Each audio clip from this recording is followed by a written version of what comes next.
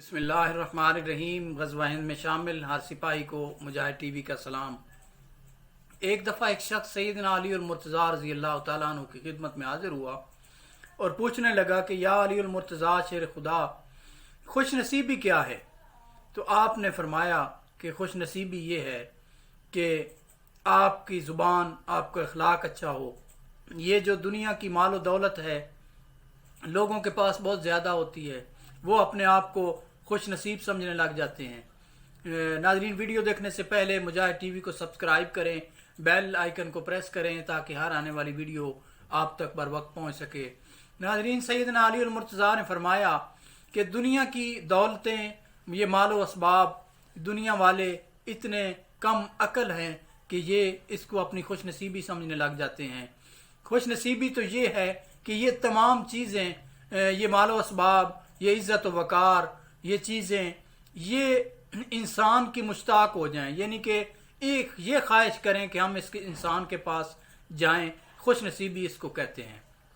اس شخص نے کہا کہ یا حضرت، مجھے تھوڑا سا آسان الفاظ میں سمجھا دیجئے کہ یہ چیزیں انسان کی مشتاق کیسے ہو سکتی ہیں؟ تو آپ نے فرمایا کہ اے شخص، اپنی زبان کو میٹھا کر لو، اپنے اخلاق کو بلند درجے پہ فائز کر لو۔ جس انسان کی زبان میٹھی ہوگی، جس انسان کے اخلاق اعلیٰ درجے پہ فائز ہوں گے، اس انسان کے اوپر اللہ اپنی خوش نصیبی کے دروازے کھولنا شروع کر دیتا ہے۔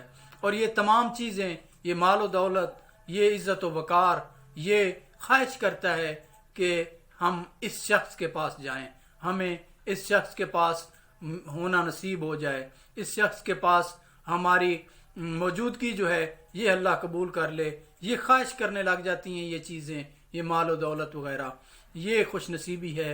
یعنی کہ آپ نے فرمایا کہ اپنے اخلاق کو بلند کر لو، اپنی زبان کو میٹھا کر لو، یہ ہے خوش نصیبی، اور اصل خوش نصیبی آپ نے فرمایا یہی ہے۔